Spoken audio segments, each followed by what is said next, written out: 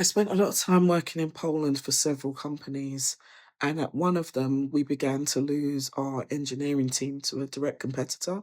During a leadership meeting, we spent hours on damage control, and I kept thinking this shouldn't have been a surprise. We'd expanded into Poland about 18 months earlier because developers there were cheaper, but it had been rushed, and the leadership team hadn't considered our why with regards to engaging the new team and how we'd actually retain them. Whether as a business we understood the local market well enough to compete for talent, and whether our employee value proposition translated across borders. Rainier Strack's TED Talk, The Workforce Crisis of 2030, talks about this problem at a global scale. And while he's discussing large scale trends, the implications for how you build and scale your company are really insightful. Strack's talk is built around the reality that by 2030, we'll be facing a global talent shortage of 85 million people. That's not a shortage of jobs, by the way. That's an actual shortage of people to fill them. The maths is simple and exceedingly alarming. It's coming from declining birth rates in developed economies, plus increasing demand for skilled workers, which is pushing this crisis forward. He breaks it down by country. So Germany reckons they'll need around 10 million workers, China around 75 million, the US around 17 million, and countries that would supply those workers, places like India and Indonesia, don't have enough surplus to fill the gaps because they're growing their own economies. You might be thinking, I'm a startup just trying to hire my first, second, or third developer. This doesn't even matter to me, but it does. Strack focuses on countries, but in relation to startups, when you're at 10 people and you want to try and get to 50, talent shortage means three things. One, hiring takes longer than you think. I'm seeing Series A companies take 6 to 9 months to fill senior roles, not because they can't afford good people, but because good people have lots of options. Your timeline assumes that candidates are waiting for you. They're not. Two, you can't outpay the problem. You can offer more money, but so can everyone else. And Strack's data shows that workers' compensation isn't the primary motivator. So you're entering into a bidding war that you can't win for a person that wouldn't stay without the why, even if you did. And three, you need to think globally whether you want to or not. If you're only looking for talent in London or San Francisco, you're fishing in an already overworked pond. But if you go global without understanding how to hire, onboard, and retain people across borders, you're going to make expensive mistakes very quickly. Strack's team surveyed around 200,000 people with what they wanted from work, and the results were really fascinating. The top priorities were work-life balance, appreciation for work, good relationship with colleagues, and a boss who treated them well. Compensation still mattered, but it wasn't even in the top three, nowhere near, not even close. And when I've spoken to people who've just left companies, they rarely leave for money. They leave because they're working 70-hour weeks with no end in sight, or because they've had a micromanager who trusts no one or nothing, or because the company talked about values but acted like work-life balance was a luxury for people that were uncommitted to their cause. Across culture, like these patterns hold consistent,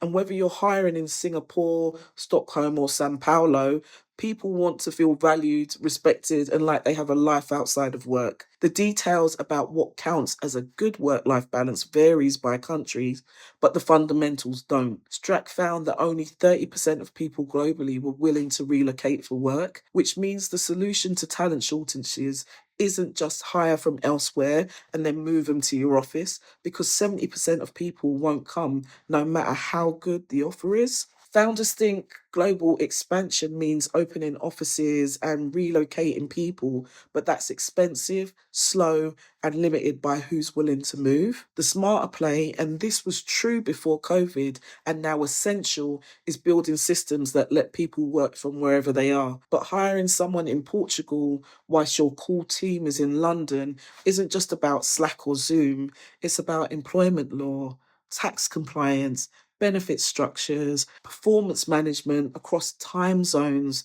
cultural integration when you've never met face to face. This is where companies think they're being flexible, but they're actually creating chaos.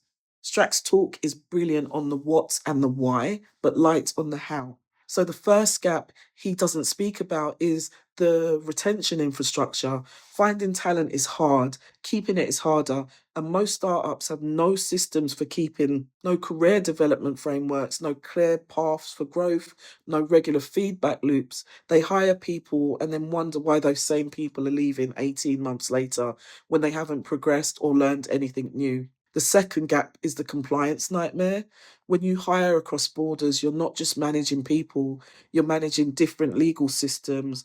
Germany has works councils and strict termination laws. The US has at will employment. Singapore has mandatory CPF contributions. And getting this wrong doesn't just mean unhappy employees, it means legal liabilities, fines, and potentially losing the right to operate in that country. The third gap is cultural integration. Strax talks about preferences varying by country, but he doesn't talk about how you actually build a cohesive culture when your team spans across 6 countries, because you just can't transplant your London culture to your Berlin office and expect it to work. Culture has to be intentionally designed to be inclusive across geographies, or it just breaks and fractures. So, how do you compete for talent in this environment? You build for remote from day one, not just a temporary COVID measure, as a permanent capability. So, this means proper tools, proper processes, proper culture for distributed work, because the companies that do this well can hire anywhere.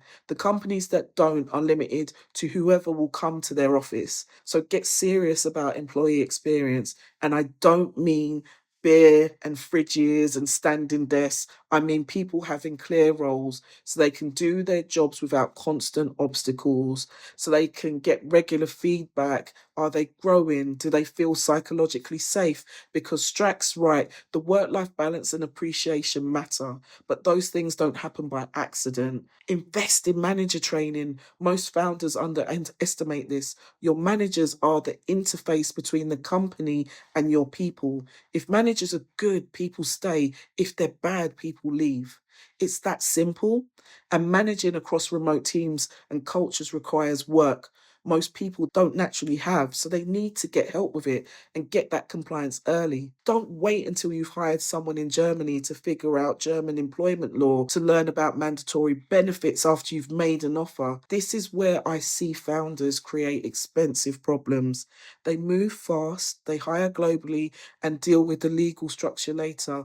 But later is too late. When you've already committed to someone and don't know how to legally employ them, build retention into hiring. Ask your candidates, what made you leave your last job?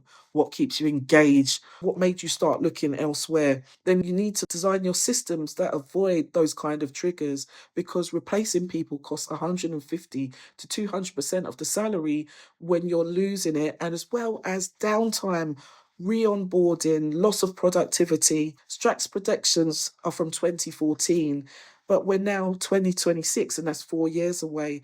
And has anything improved? No. I think it's accelerated. Adding remote work, normalised after the pandemic, increased competition globally, eliminating roles, up getting us to get new education, new skills, and now the immigration restrictions that are happening across these developed countries, making it harder to relocate skilled workers. This means competing for talent is getting harder every year.